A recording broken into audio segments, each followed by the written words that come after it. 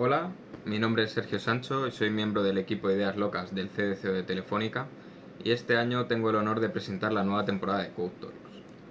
Al igual que en la temporada anterior, abordaremos un montón de temas interesantes en muchas ocasiones relacionadas con algunos de los proyectos en los que estamos trabajando. Todo ello no solo centrándonos en el código, sino que también haciendo demostraciones o pruebas de concepto que puedan resultar bastante interesantes. Para inaugurar esta nueva temporada contamos con Fran Ramírez, al que ya conoceréis de temporadas anteriores de Code Talks, y que en esta ocasión viene a hablarnos de cómo podemos dar nuestros primeros pasos en el mundo de la ciencia de datos. Gracias, Sergio. Bueno, hola, soy Fran Ramírez del equipo de Ideas Locas y tengo el honor de inaugurar esta nueva edición de los Code Talks 2022. Pues bien, el Big Data o la ciencia de datos está por todas partes y está más que demostrado que es una disciplina, o yo casi diría que una herramienta, la cual ha demostrado su gran utilidad en una gran variedad de campos. Saber procesar correctamente la información para analizarla e incluso hacer predicciones es una tarea habitual en multitud de empresas y organizaciones.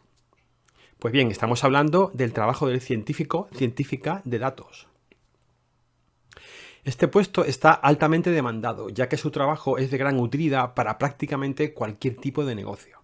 Un científico de datos puede trabajar para cualquier empresa analizando todo tipo de información y de esta forma ayudar al progreso de la misma. Pero no solo se queda en el mundo empresarial. El análisis de datos, por ejemplo, en medicina es otro de los grandes campos donde el científico de datos aporta su conocimiento para un bien social, como es, por ejemplo, la detección de enfermedades.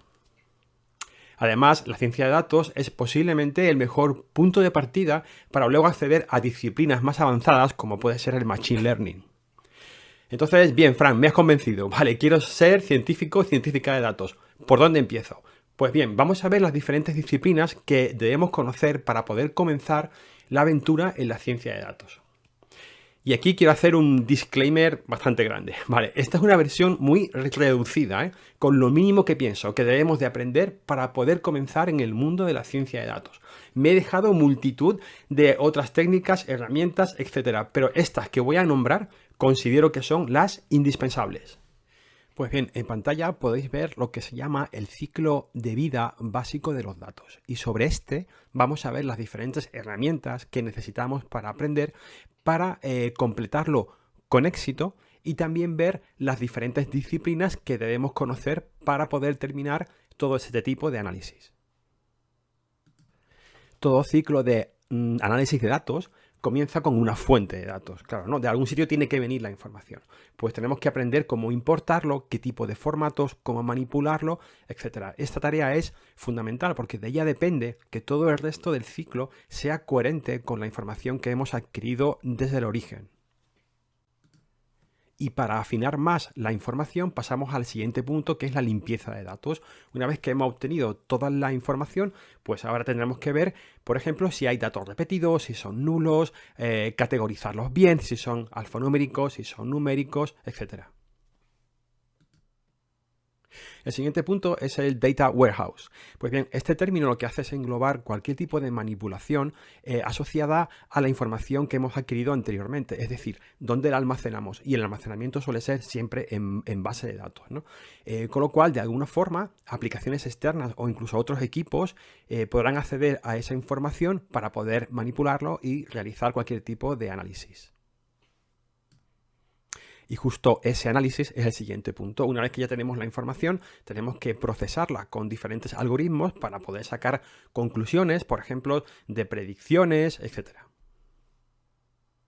Y el análisis va muy vinculado con lo que es la visualización. Eso de que dicen que una imagen vale más que 1000 palabras, pues aquí se aplica también, claro, porque es muy llamativo, es muy sencillo representar información cuando utilizamos gráficos en vez de texto. Con lo cual, fijaros que le he dejado un apartado único a lo que es la visualización. Desde mi punto de vista, creo que es una de las partes más importantes a la hora de presentar nuestras investigaciones o nuestros análisis. Pues bien, el primer componente, herramienta, como le queráis llamar, es nuestro querido Linux. Y bueno, ¿qué voy a contaros de Linux? Este sistema operativo es imprescindible para aquellos que nos dedicamos a la informática, pero en concreto, en la ciencia de datos también tiene su peso específico. Cuando creamos un proyecto en ciencia de datos, estamos creando un pipeline el cual va a automatizar, va a almacenar, digamos que va a manipular toda la información que vayamos generando, así también como el código fuente. Pues bien, la gran mayoría de proyectos en ciencia de datos están implementados bajo Linux debido a su velocidad y a la gran cantidad de herramientas que podemos encontrar ya implementadas bajo este sistema operativo. También hay que decir que Linux es gratuito, ¿no? También hay que tenerlo en cuenta. Pero bueno, y por supuesto en Windows también podemos crear nuestro proyecto de ciencia de datos, pero son más comunes los entornos de trabajo donde la máquina a utilizar para este tipo de proyectos está bajo el sistema operativo Linux. Por lo tanto, saber lo imprescindible sobre su funcionamiento, organización, ficheros, etcétera, y algunos comandos para automatización, también llamados scripts, ¿no? Nos van a ayudar a hacer más fácil el trabajo de implementar el pipeline necesario para procesar nuestros datos. El siguiente punto que quiero comentaros es el lenguaje de programación orientado a objetos interpretado y open source llamado Python. Y se ha posicionado como la principal herramienta de la ciencia de datos y el machine learning. Las principales librerías utilizadas en ambas disciplinas tienen como base este lenguaje de programación, ya que tiene una gran flexibilidad al permitir escalabilidad y sobre todo, y aquí está la clave, que tiene una gran cantidad de librerías y frameworks, como por ejemplo Pandas, NumPy, etc. Es un lenguaje de programación también relativamente sencillo de aprender, lo que se traduce en una de sus mejores características, la automatización. Dentro del mundo de la ciencia de datos, y en concreto para el científico de datos, la principal ventaja de Python es que nos permite implementar todos y cada uno de los diferentes pasos dentro del ciclo de datos que antes hemos visto. Aunque no debemos olvidar otros lenguajes como el lenguaje R, pero de todas formas Python sigue siendo el rey del Big Data. Entonces, si queremos realmente entender los análisis que vamos a realizar o cómo funcionan algunos algoritmos, tenemos que tener una base mínima matemática. Aunque la mayoría de las operaciones están directamente integradas en librerías, para poder manipularlas será necesario entender su naturaleza y sobre todo sus parámetros, así como saber interpretar la salida que hemos obtenido. Y acotando mucho, para la ciencia de datos podemos comenzar con la estadística. La estadística es la ciencia matemática relacionada con la recopilación, el análisis, la interpretación y la representación de datos, exactamente igual que el ciclo de datos que hemos visto antes, con lo cual encaja perfectamente. Y aquí entrarían temas como por ejemplo las variables estadísticas, los parámetros de centralización, de dispersión, la estadística bidimensional, la correlación entre variables y por supuesto nuestra amiga la regresión lineal, ¿no? Y esto es solo una recomendación de primera toma de contacto. He dejado mucho más atrás, pero no os quería agobiar demasiado con el tema de las matemáticas.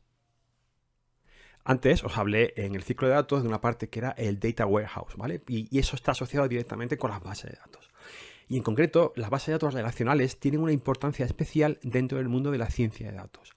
Las bases de datos no relacionales también, pero para estos primeros pasos vamos a centrarnos en las relacionales y en concreto en el famoso SQL. El mundo de hoy día está basado en información, eso ya lo sabemos, en multitud de datos. Pero todos estos datos deben de tener un registro y almacenarlos para poder consultarlos. Pero pronto veremos que toda esa información suele estar no organizada. Por eso nos hace falta tener un método para que los datos estén almacenados de forma organizada, para poder consultarlos, etc. Si nos centramos en el mundo de la ciencia de datos o el Big Data, poder crear, diseñar y conectar bases de datos con la información que hemos recopilado es vital para su posterior análisis.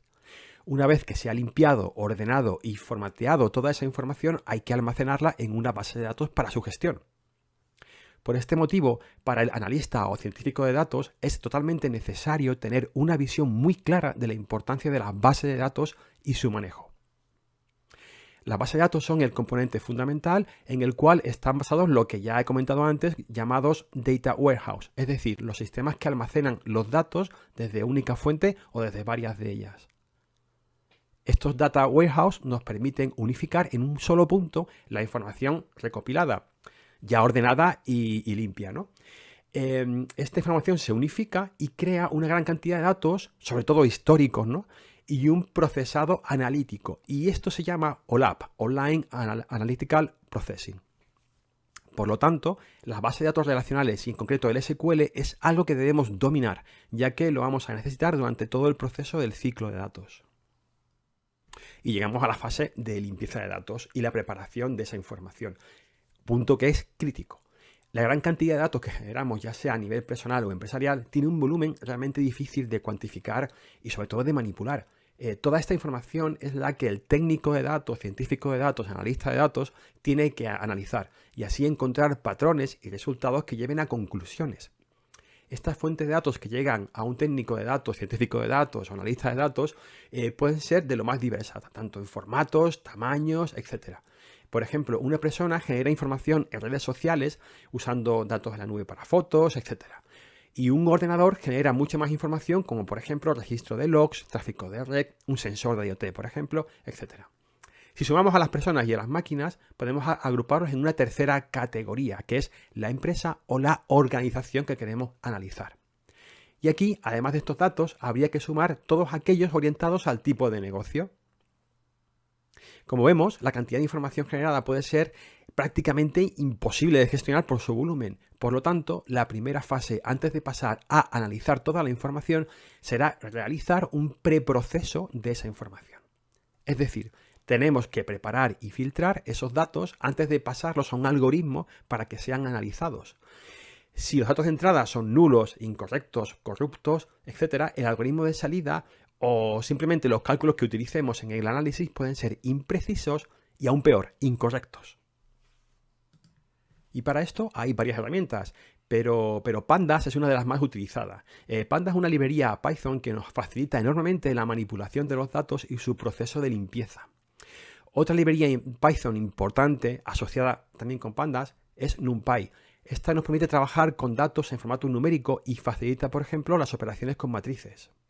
Otra herramienta interesante a tener en cuenta es PDI Spoon. La principal ventaja de PDI es que nos permite realizar de forma visual y muy intuitiva operaciones de transformación, limpieza y manipulación de la información. Además, se puede conectar con diferentes gestores de base de datos para exportar o importar la información. PDI Spoon permite ejecutar todas las fases de un proceso ETL, lo que es la extracción, transformación, transporte y la carga de datos. Y por fin llegamos a la parte final, que es el análisis y la visualización. Como podéis comprobar, he puesto juntos el análisis y la visualización, ya que como dije antes, creo que ambos son fundamentales para poder ofrecer una correcta interpretación del análisis realizado. Este proceso de análisis se basa en la utilización de algoritmos y conceptos matemáticos, además del SQL y Python, entre otros, donde podemos destacar sobre todo aquellos relacionados con la estadística que antes os he comentado. Gracias a este procesamiento de la información es posible obtener resultados que nos ayuden a comprender la información que hemos obtenido a la entrada. Y sería posible obtener resultados que puedan, por ejemplo, predecir valores, clasificarlos o encontrar patrones invisibles al ojo humano.